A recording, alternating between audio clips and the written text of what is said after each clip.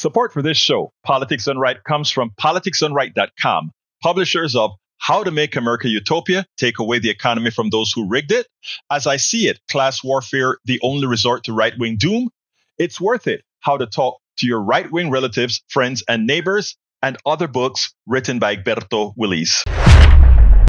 Welcome to Politics Done Right. My name is Egberto, Willies, your host. Good morning, Houston. Good morning, Harris County. Good morning to the great state of Texas. Good morning to the entire United States. And good morning to the entire world receiving our signal via the magic of the internet. Well, folks, we're going to have a great show for you today. As you guys know, this year, well, before we get into that, let's go ahead and throw it to the genius. Notice I didn't say genius today. It's a genius because it's only one person today in the studio, which is El Señor Howard Reynolds. Good morning, Howard. How are you doing today? Well, good morning, Egberto. It is Genii, so we only have one of us. Poor Jack is still under the weather. Got a text from him saying he's feeling better, but he's still not up to 100%. We're hoping that he'll be back later on in the week. I have a semi-rant and semi-congratulations to Judge Chang, and I hope I'm pronouncing his name right. He said Doge is operating outside of the Constitution, and Doge is forbidden to go into any other departments. They're shutting Doge down. This judge is saying, no, you can't go into these departments and take these sensitive information.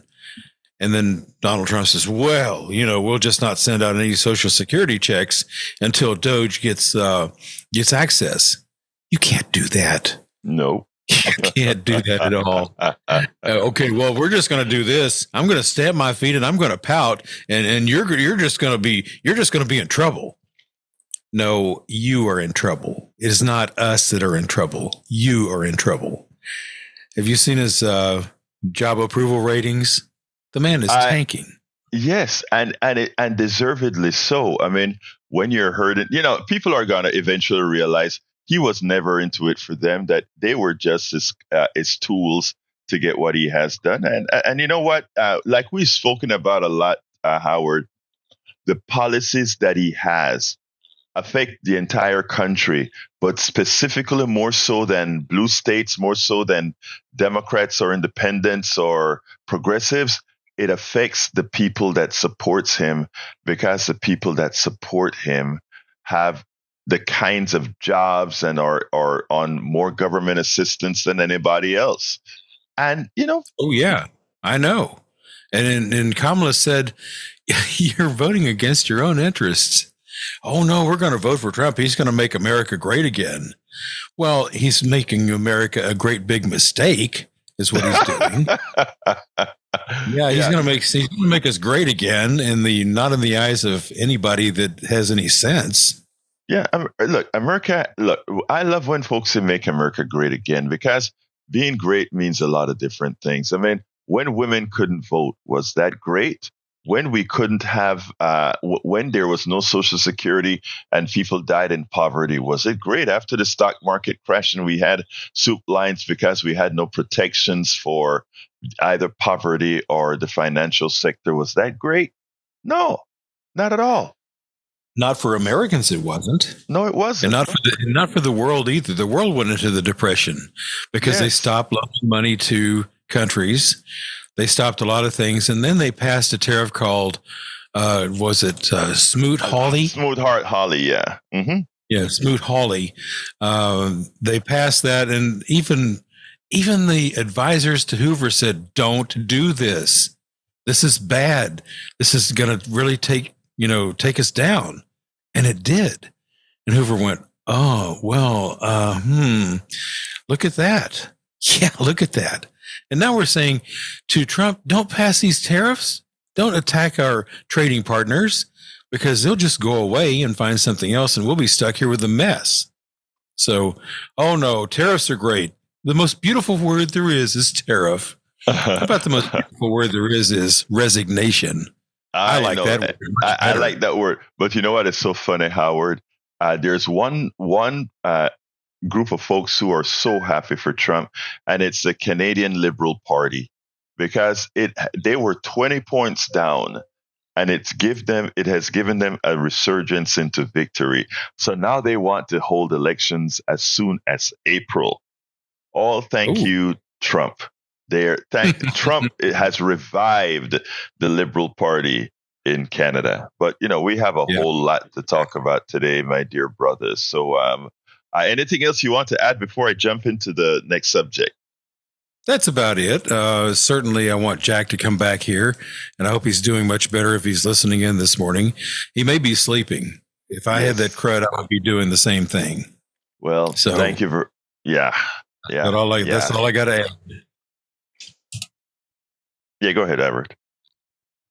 Oh, that's all I had to add. That's it. Oh, okay. All right. Anyway, folks, first, let's give homage to our brother Jack Van Bibber, who's under the weather, but we know Jack is going to be coming back pretty soon. Jack, we love you. We need you here when you are better, because I'm not, I know we love Howard. Howard has his rants too, but, we want that little word of wisdom from that raspy, sexy voice. But we know it's coming back pretty soon. Want to welcome Joanne from Los Angeles, California in the chat, as well as Eric Hayes in the chat. Thank you guys for being here. We have a whole bunch in Substack, but I don't see any specific messages in Substack at this point. Look, folks, I have an interview to play with Amanda Edwards, who is running to replace Sheila Jackson Lee / Turner, Sylvester Turner. And notice I say replace both of them because that was a 1-2 punch. One dies, our great servant Jackson Lee, and then Turner, another formidable politician here in the Houston area. Two stalwarts in this area that died, one right after the other, again, serving in the same position. And Miss Edwards, Amanda Edwards, is vying for that position. So we did an interview to ask, why are you the best person for this position? And here's the interview. Welcome to another edition of Politics Done Right. I'm Egberto, Willies, your host. Thank you so kindly for being with us today. Today, I'm honored to have once again Amanda Edwards. Amanda Edwards is a native Houstonian, former at-large city council member, attorney, and founder of a community nonprofit that empowers various groups from seniors to women. Amanda is now running to serve the historic 18th Congressional District in the United States Congress. Amanda, welcome to Politics Done Right. How are you doing today? I'm well. How are you? I am doing fine. And it's interesting because you are also on the road. You've already started campaigning. Is that right? Have already started campaigning on Wednesday. We were very fortunate to have the opportunity to launch our campaign in the community, surrounded by community members. And when we did it, that was intentional because that's actually not just what this campaign is going to be about. That's what this work needs to be about. We're going to put the people over the politics. And right now, there's so much going on in Washington and people are feeling disconnected. And so you want somebody who can go up and speak up and fight back, but also someone who's going to always have that community first in the forefront. And that's the legacy of service that I've been able to render, but also just my approach to how we build our community so that we realize our full potential in the 18th Congressional District.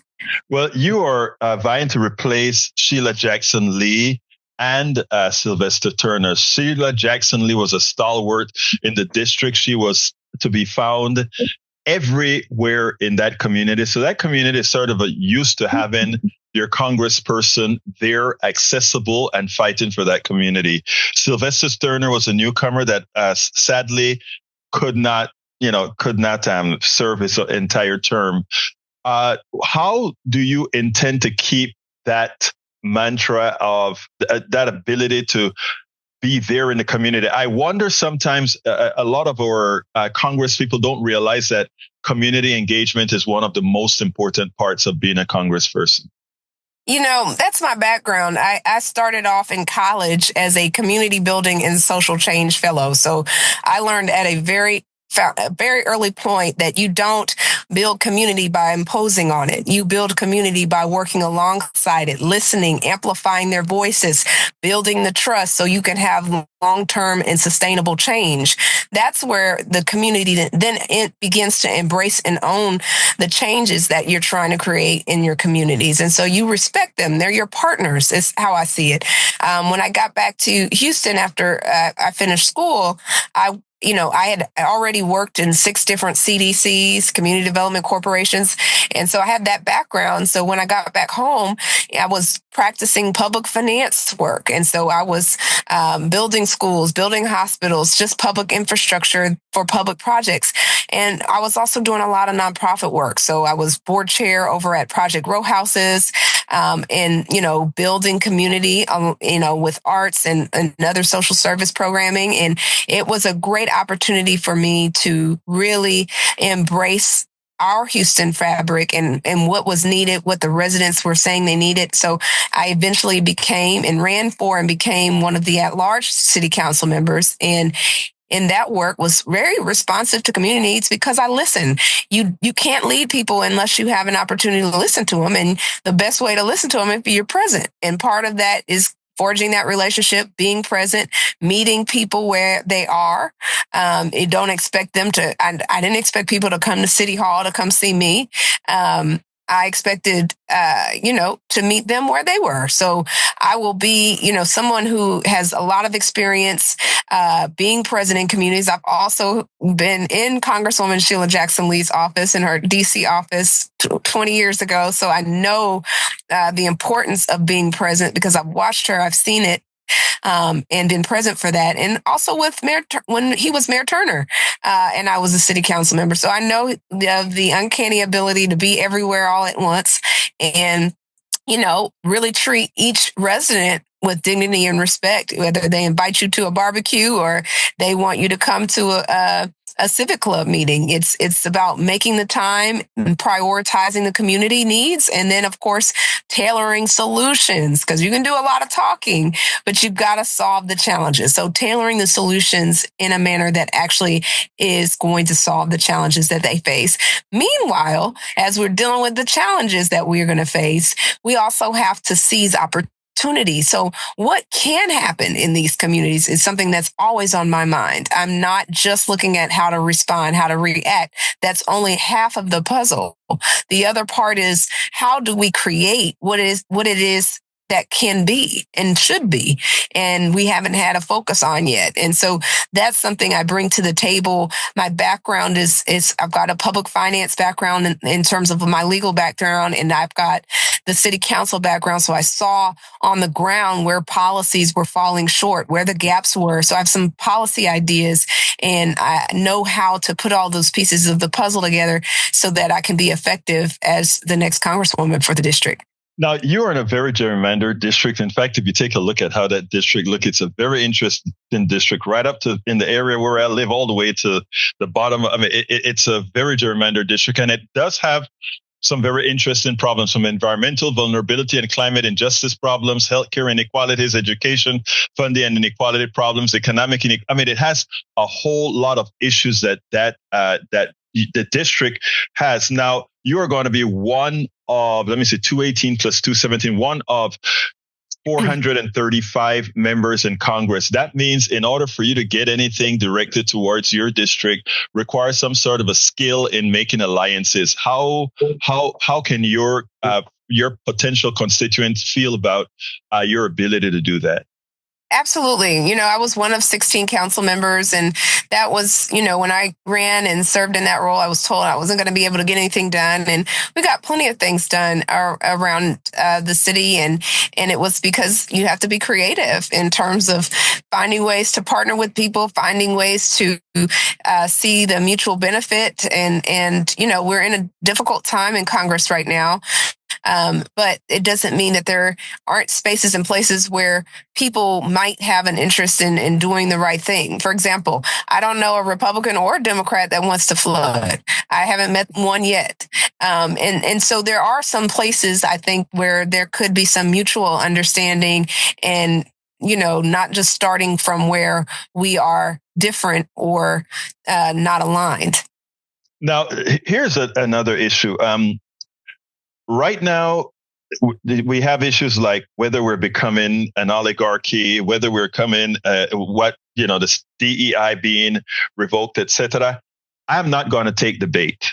A lot of these issues are there to simply have our eyes off the ball. They're very specific issues that concerns people in your districts and most districts. That is healthcare, and that is the ability. That is the ability as well to raise a family economically as well. What can you say that you will do to ensure that you form alliances to do just that? DEI is important. I'm not saying that becoming a fascist country is important, but if you have the will of the people, fascism wouldn't occur. So what would you suggest? Well, you just highlighted my top two priorities, which is healthcare and economic opportunity. Those are the meat and potatoes issues that are the underpinning of what makes a family secure. And so if you don't have your health, you don't have anything, right? And so healthcare access is being peeled back as we speak. There was an executive order that President Trump signed to repeal or go back on the negotiated pricing for prescription drugs that were part of the Medicare changes that took place. That is a mistake. There are people in this community who have, before that prescription drug cost reduction, had to ration their prescription drugs because they couldn't afford it. That's unacceptable. We're in America. This is something that we can do better with, and we have to do better with. And it's a question of leadership. So being creative in trying to restore access to those reduced pricing, make sure that's there. Also, in terms of gaps within the Affordable Care Act, there are gaps. We didn't quite finish the job when the Affordable Care Act was enacted some years ago. And there are people who want to be small business owners, for example, and they are afraid because they don't want to not be accepted by their providers. And so we've got to figure this out and close those gaps in terms of the provision and access of healthcare. This is a personal issue to me. When I was growing up, my father was very ill. He had something called multiple myeloma, and he was diagnosed with it when I was 10. He died when I was a teenager.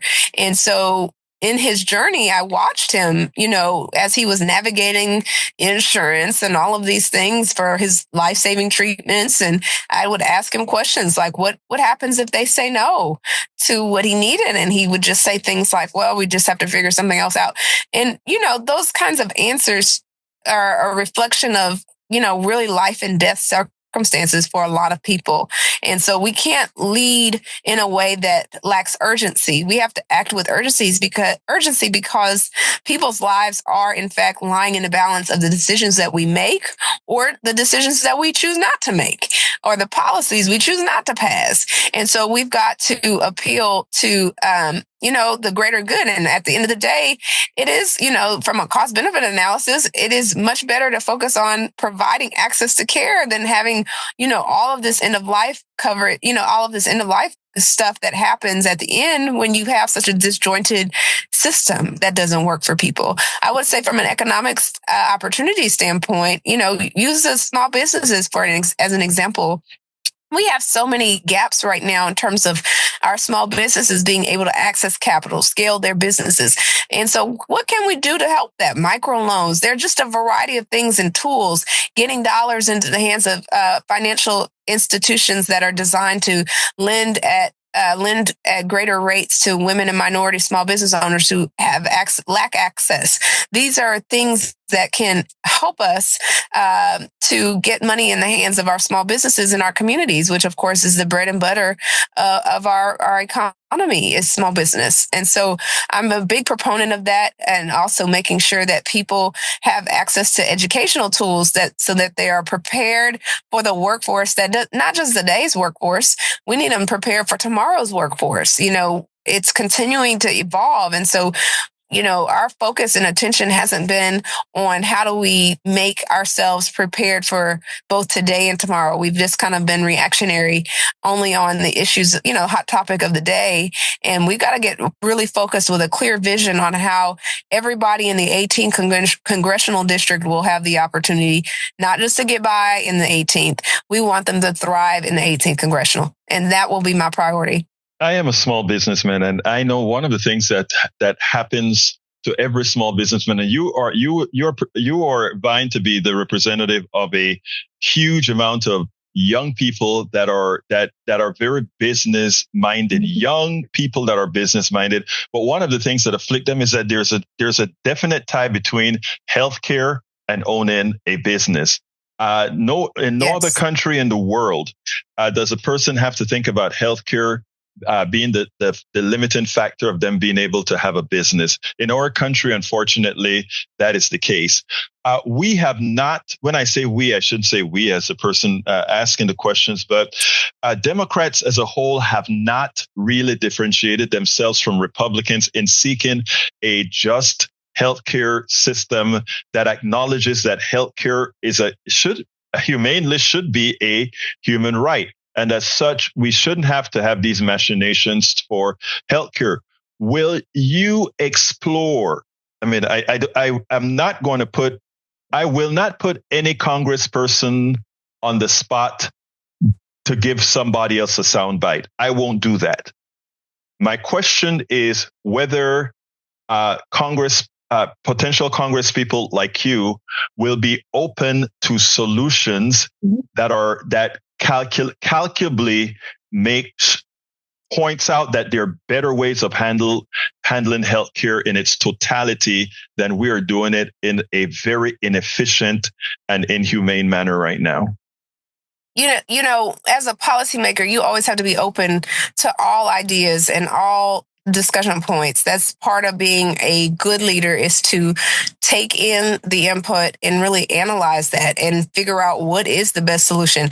We're in this very complicated structure right now. And so, of course, you ended up with the Affordable Care Act as a kind of a compromise position, I suppose. But, ultimately, we were never supposed to just stop as it was, and it did.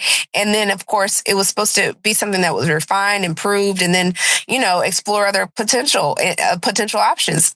That was kind of the game plan. But when it became a hot topic and there were lawsuits everywhere, then it became a situation where nobody wanted to touch it because of the political fallout from it. And I think we can't think about the political fallout. I mean, you have to be aware of the political fallout, but you've got to also know that as you are delaying increasing access to coverage, that there are people whose lives are being lost. And that's something that's a real life issue. So, certainly I am open to exploring all of the possibilities of what is the best way to get as many people in our country, insured and healthy and having their health, and also from an economic standpoint, having their economic opportunity, which for many is being threatened as well. They're intricately linked. Healthcare and economic viability, they're intricately linked. And again, I just want to make sure one thing. The thing that I find most concerning all of the times is that too many times the choices that are made are not necessarily made for the people in the community, but the business people. As a business person, the question really is, will you buck that trend? I talked about it when I announced this is I'm not, an establishment candidate. I'm not anything but the people's candidate. That's who I am. This is what this work is about for me. And so I take it very personally that we get this right for our community members who don't want to just be exploited around the campaign season. And of course, their name, where they live, how to find them when you're needing something from them, but turn around when it's time to deliver, where to be found. That system and that that we have been perpetuating a system of exploitation and creating mistrust with the government because we've been overpromising and under-delivering. We've got to change that. And so I'm committed to being a part of that solution and being someone who, communicates honestly, effectively, and empowers the residents with the information they need to be their best advocates and to improve their communities. And so that's what you can expect to see from me. I consider community members to be my partners. So I cannot go and do this by myself. I don't get a cape, if elected. That's not how this works. I get a chance to serve in that seat and use the tools at the disposal, but you've got to have the power of the neighborhoods behind you and the community backing you. Two more questions. Very important one. Your district is a very low performance district with respect to voter turnout. Yes. There are a lot of politicians within your district that have solid coffers that aren't, in my opinion, spending to put out and get the vote out. A true democracy means people are engaged and people want to be engaged.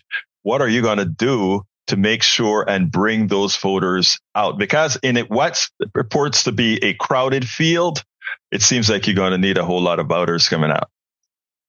Yeah, I mean, they've got to hear themselves reflected in what you have to say. If you have a vision with them thriving in it, you got to spell that out and get them out and understanding that it's okay to trust again. It's okay to participate again. People are feeling very disconnected from this process. And so we've got to get them back on board. We've got to have honest, difficult decisions. Some of those decisions tie to why did people not show up back in November?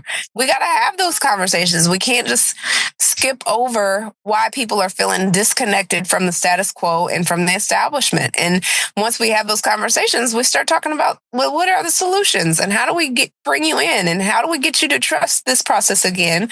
Because obviously that's been abused. So you are intended to bring those out. Last question. Your field is going to be full. There Yes. are quite a few people that are going to be running. How are you going to differentiate yourself? Because every single Democrat that is running in that race is going to have some standard bullet points that they're going to say. How are you going to differentiate yourself from them? I think I am the candidate in this moment that is most needed in this district. And the reason that is so, not only do I bring the ability to fight back with Donald Trump in terms of the policies and the activity and the lack of regard for the rule of law, but separate from that, I'm also somebody who has a tremendous amount of experience, not just on having worked in Congresswoman Jackson Lee's office in DC, but also as someone who has been a public finance attorney. So I understand how funding projects work. And part of what you do when you are a congressional member, you're responsible for bringing some money home.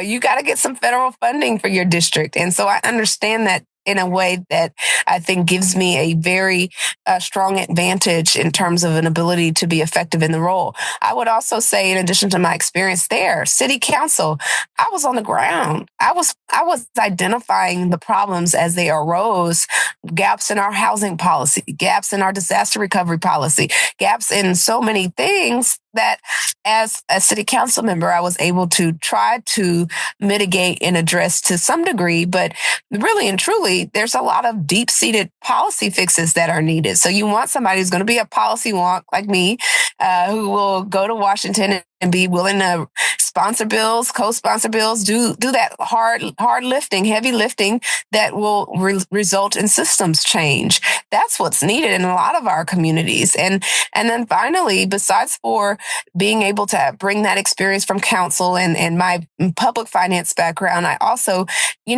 from a neighborhood standpoint, this is personal to me. And I am someone who serves in a way that reflects that. And so I am present in the community. I believe in listening to the community and amplifying the vision of the community. And that is a different approach. Most people, it takes time. That's a lot more effort, but it's the right way to do things. And I think that people appreciate that. They know we may not always have the exact same, we may not always have an alignment on an issue, But you're always going to get the truth from me, and you're always going to get me to show up, and you're also going to get solutions from me. I would say that's the last piece, is the solutions. I'm someone who's brought about and demonstrated that I can bring innovative solutions to the table. With regard to tech and innovation, I led those efforts in the city. We didn't have investment in our startups, and so now we have an innovation district. We increased our investment in startups by exponentially as a result of the work that we did. And so that's an example of that among many others. So I think if you're looking for somebody who's going to be able to fight, someone who knows how to hit the ground running on day one because of her experience, someone who's going to bring innovative solutions to the table, we cannot fight and go about things the same way as we always have, because these are different times and they call for different measures and different leaders. And I bring that type of leadership that I think the district needs. How can they reach you? www.edwardsforhouston.com is our website. I'm also on social media, so you can follow me on X, AK Edwards TX, or Facebook. You can follow me, Amanda K. Edwards TX, or Instagram, Amanda K. Edwards TX. And I have TikTok and all of the other things. So all the rest. Thank you. And Blue Sky. I was about to ask you about Blue Sky. We have Blue Sky. Yes. Okay. Yes. Excellent. Anyway, folks, Amanda Edwards, she's running for historic district 18 congressional, the 18th congressional district, replacing Sheila Jackson Lee and Sylvester Turner. Thank you so kindly for having been on Politics Done Right. Thank you so much for having me. All right, folks, I hope you enjoyed that. I want to welcome Paul Fleming from Atlanta, Georgia, Lee the Bearcat from Austin, Texas. We also have Glenn Ryan from Katy, Texas in the house. Before I go to the phones, I want to, and by the way, the number is 713-526-5738. And by the way, it's corrected on the video as well. One of the users said, Egberto, why don't you fix that panel? I did. All right. Glenn Ryan is absolutely right. Glenn Ryan says, just say it, Egberto. Single payer is the only efficient way to do it, and stop toying around with it. In the perfect world, I wouldn't toy around with it. But let me tell you, when I'm doing interviews with candidates, I don't want to, in the form that I try to ask the questions, I don't want to give any opposing candidate, whomever it is, not taking any sides, whomever it is, I don't want to give a soundbite for any candidate to get ahead of where their district is, et cetera, et cetera, et cetera. It is important, I believe. I think the media does disservice by allowing itself to be used and become the news instead of actually getting things out. Let me just put it straight. I believe in single payer healthcare, Medicare for all, or healthcare for all, however you want to say it. Most Americans as well believe that. The voters in a particular district many a times are made to fear what's best. That's what Trump has done with his voters in red states, in Appalachia, in pockets around. And a lot of that has to do with how the media has brought things to fore. So I try my best in the way I'm asking questions to get to substance and not sound bites. When it comes to on Substack, Mark KJ, thank you so kindly for being here, and thank you for what you said. She said, this is what Margie said to me. She said, "You are wrong. The Dems have always tried to make healthcare more affordable and for everyone. Sure, they don't fight hard enough. President Obama sure didn't, but we have ACA. It is true that we have ACA.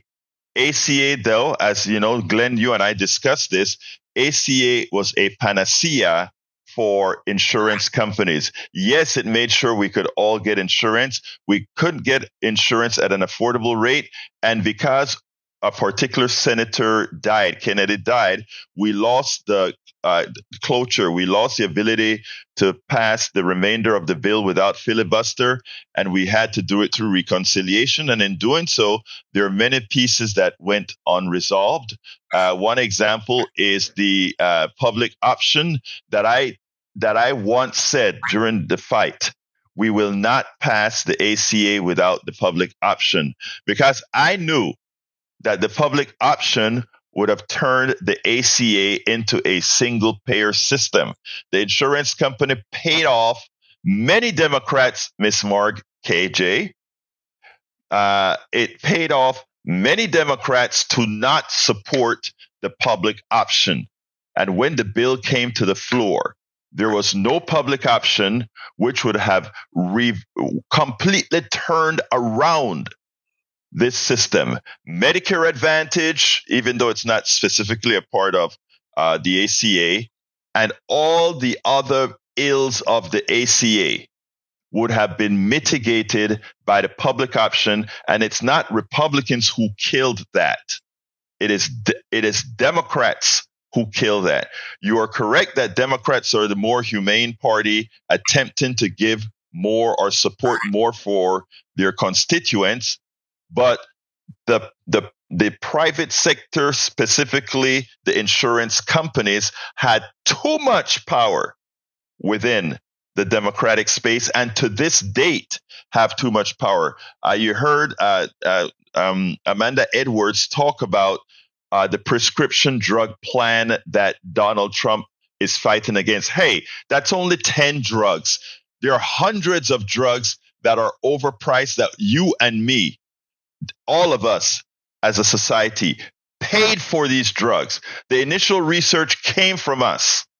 And then these charlatanes, these thugs, these legal thieves charge us what they will for these drugs. And we want to give Democrats a hand for putting 10 drugs on, making 10 drugs cheaper, and the next year another 10 or another 25 or whatever the law says.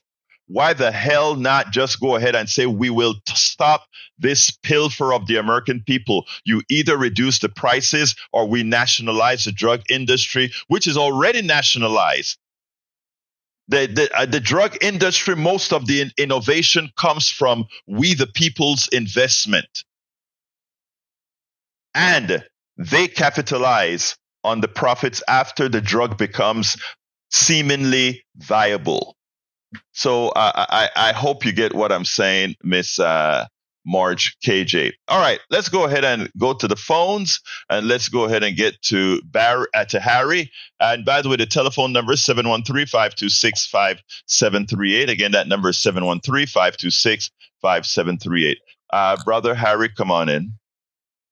Buenos dias, hermano, el profesor, Egberto Willies.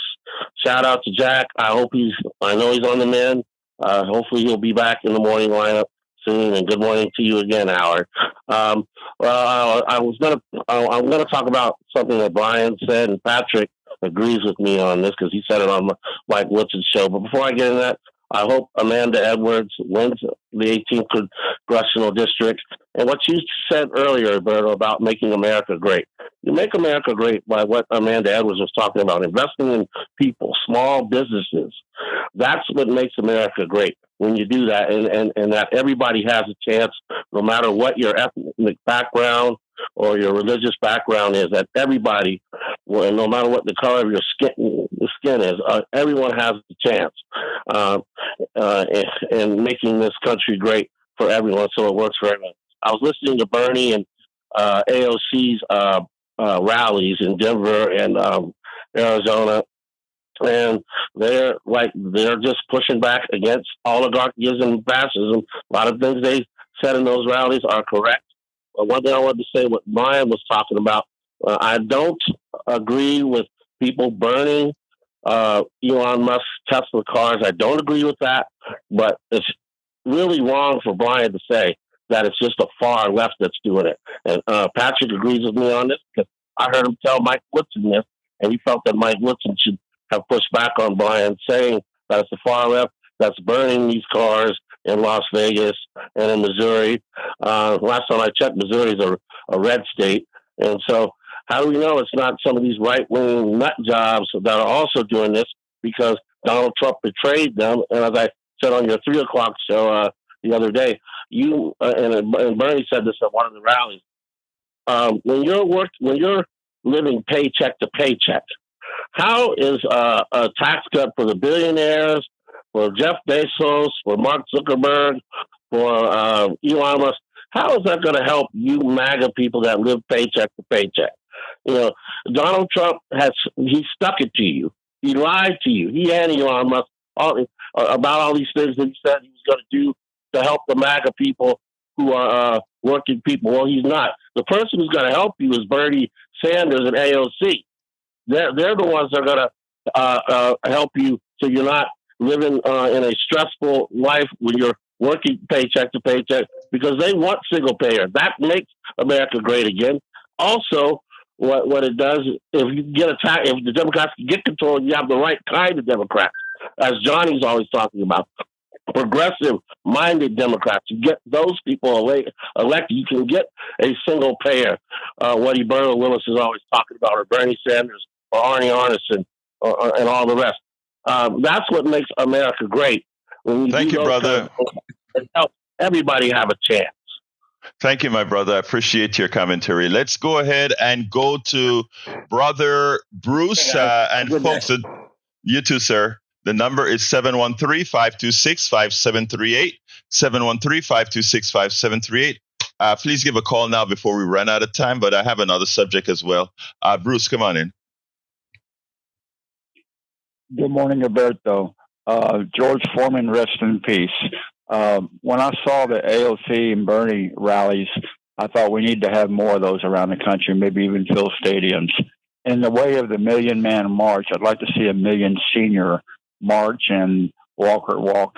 And then tongue-in-cheek, I can make fun of seniors because I am one. If a young person does, look out for the cane.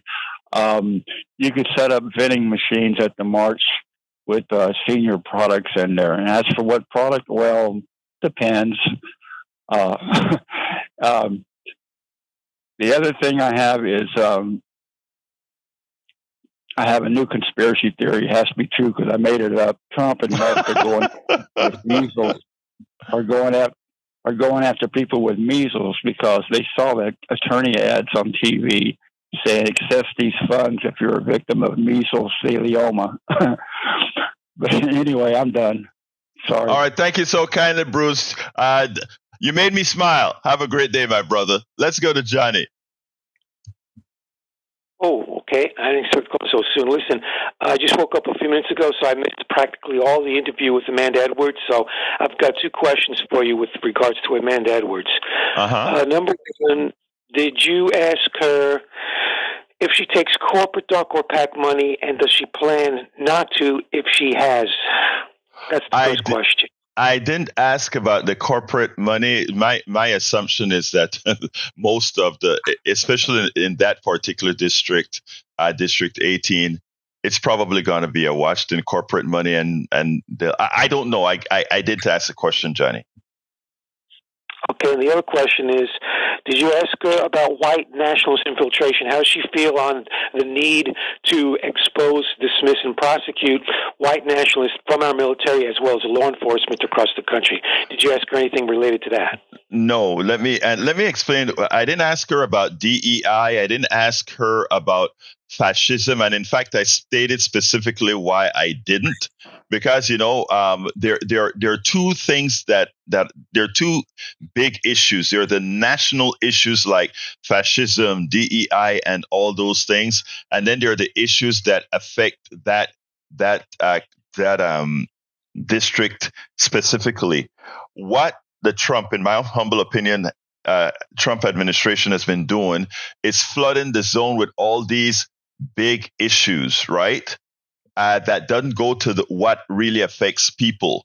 And while you and I and many others are fixated on DEI and fascism and all of that, which are absolutely real issues, but national issues, I wanted to kind of stay specific to the district-based issues.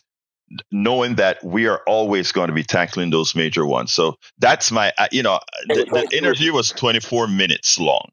And I wanted to put it into a context that would fit in our radio format, but at the same time, I wanted to not nationalize that particular issue. Go ahead, my brother. Okay, I did catch the part where you said you did not want to give sound bites to people on the other side, and I can't disagree with that. But what you just told me right now, you just gave the other side a sound bite. You just said that they're not fixated like you and I are. You and I are not fixated on DEI. The other side is fixated on DEI, and the fact that they say DEI rather than spell it out literally what it means is an indication of where they fall. They are the ones with the problem, not us. We just respond to what they do. We don't bring Trump every day because we hate Trump. We don't like Trump's policies, and every day he says or does something that's antithetical to the existence of this country. So what are we supposed to do? Say nothing and stay silent? No. I don't. If Johnny, if my words came over blaming us for being fixated on the issue, that was not the intent. These are major issues that we have to tackle. It's just the way. Go ahead, finish. Go ahead. I know. I understand it, Egberto. Trust me, I love you. Okay. No, I know. I know, brother. I know. I just wanted for the greater audience to realize that you are correct, that these are absolutely important issues. But we, in a fixed amount of time, we have to find ways to do all of this at once. And that's what that's what I'm trying. Real quick, because I want to make room for everybody else who wants to speak to you. If our time traveler from the other side, Brian, if he should call you today, ask him a question that I was dying to ask him Friday, but I didn't get a chance on the other show because I got cut off at the last minute. Brian said, this kind of shocked me, he said he expressed shock and or disagreement with the violence. He says violence is not an answer. I think he said something to the effect when the conversation about torching perfectly serviceable electric cars at dealerships. He was against that. But why did he not talk about violence is wrong on January 6th? I would like him to categorically say that violence on January 6th committed by his party, his people, his tribe was also wrong. I want him to say that. And in case I don't get the call back, I'd like for you to bring that up if he should call you today.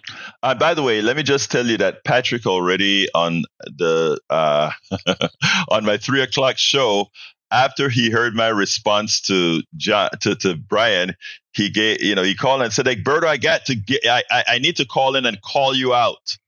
And I said, well, do it right now, my brother. And he called in and he said, you did not answer Brian correctly. How does Brian have evidence that these things are being done by the left? You should have first asked, what evidence do you have? To which I had to put my tail between my legs and say, oh, Patrick, you're absolutely right. But that's why I have the smartest callers to this show, because you guys can always where I miss, you guys are always there to pick me up. Anyway, anything else, Johnny? Yes, sir. We have your backs. We'll always have your backs. And Brian, wake up, buddy boy. Wake up and smell the coffee, so to speak. Be woke, not brain dead and asleep at the wheel. Hey, Johnny, we're going to make brother Brian woke. Brian is a good guy. He just doesn't know it yet. But anyway, thank you, brother Johnny. Have a good one. Right. All right. Let's go to Augie. Come on in, Augie. Good morning. Yeah, last week I went to Virginia, and driving back, I got here late Thursday morning, like 6:15 and 6:30. But I turned on KPFT so I could hear your voice again and see what's going on. And I saw Biden's legacies. I was driving back from North Carolina, South Carolina, Georgia, Alabama, Mississippi, Louisiana. There's road construction going on in every state because of Biden. And they used to have some bad roads. I drove to Birmingham, Alabama one time, downtown by the expressway. And I was curious why there was no traffic on that road as it goes through that middle of downtown. and then I started hitting all these potholes on that road. And then a couple of years later, I was on an airplane with some college girl coming in from Colorado going to Alabama, and she lived outside of Birmingham. And I asked her, "Have they fixed those potholes yet?" And she said, "Well, we got a saying it in Alabama. Our roads are bad, but Georgia and Mississippi are worse." And I think that was during the last Trump administration. And she said that. Well, it looks like those potholes are getting fixed because of Biden and not anything the Republicans did. And the Republicans voted against that infrastructure bill that Biden had, but they're taking credit for it now that the construction is being done. And and I was going to call you about Brian, but I fell asleep again after listening to your show. Yeah, well, about Brian too. Like it was said, they call us haters and all that, but their language is speaking with explosive bullets and guns. One of the January 6th guys that had his painted face and the fur hat with the horns, he got pardoned by Trump. And the first thing he said when he got released is, "I'm going to go get some more effing guns." And I think about all the times when I was on Fund Drive and I worked at tables and we got calls from right-wingers. They'd give us their say, but then they hang up before you could reply. And so they can give it out, but they sure can't take it. They're really thin-skinned.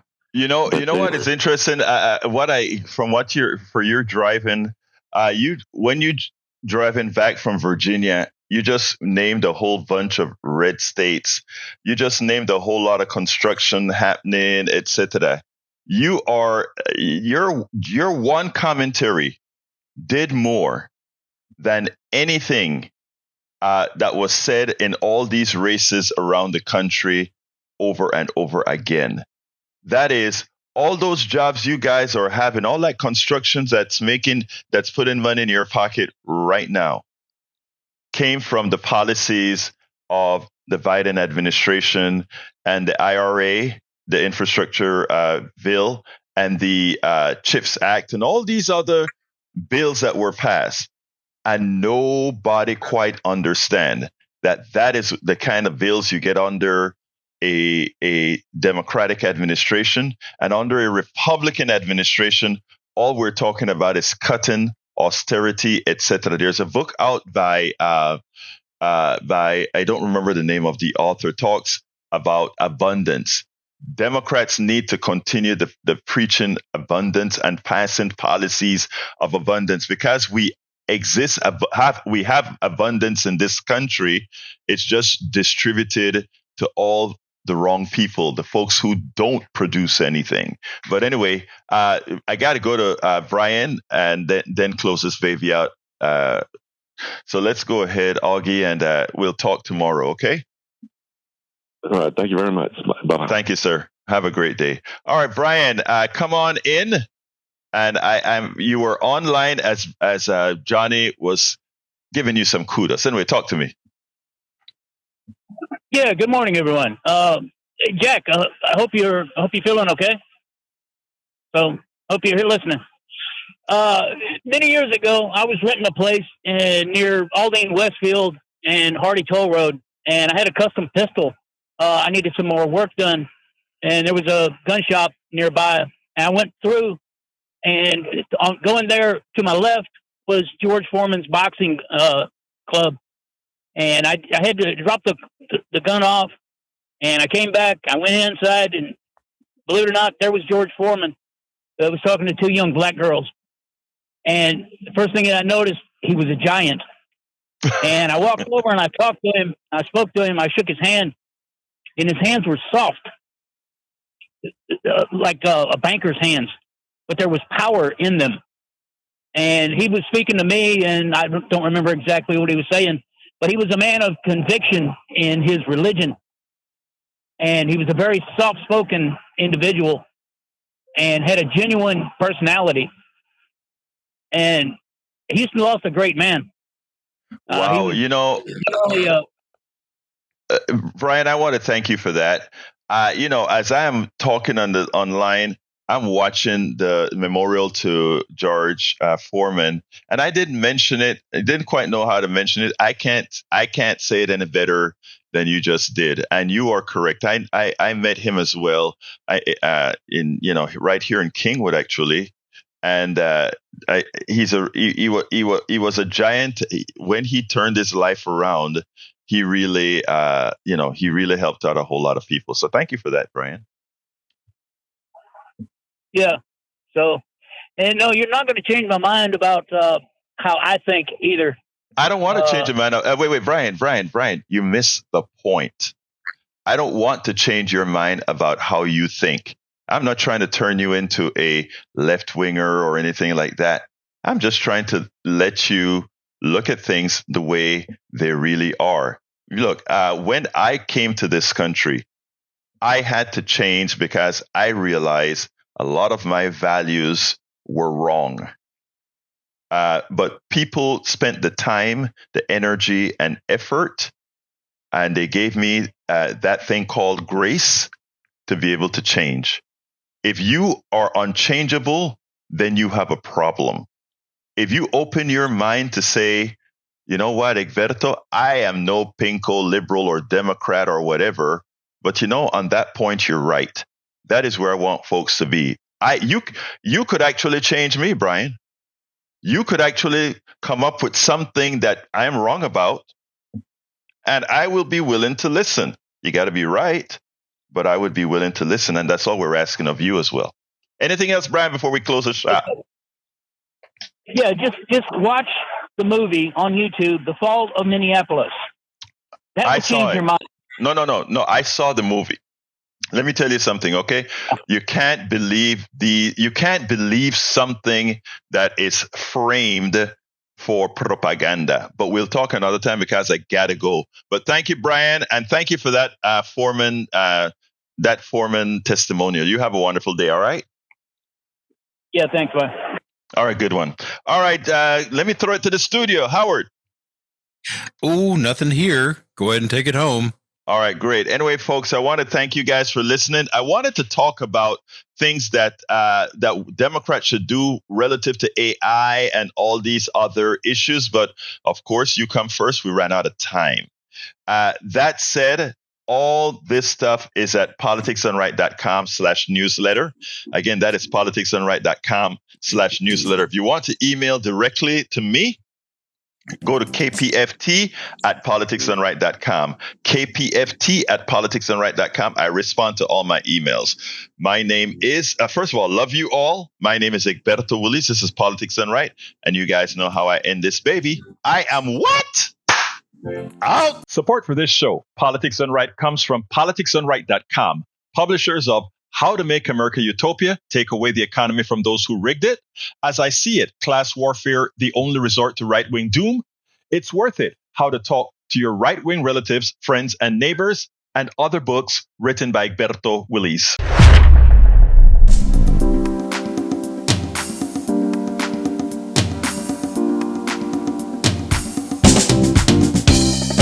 Welcome to Politics Done Right. I am your host, Egberto Willies. This is a progressive program that will take the mystery out of politics. This is the program that will encourage you to make sure government becomes we the people. Whether you are liberal, progressive, conservative, or otherwise, you get to air your point of view. We are an independent media outlet that, unlike mainstream media beholden to corporations, we only owe allegiance to you. Remember, you can also send me a tweet at EGBERTOWILLIES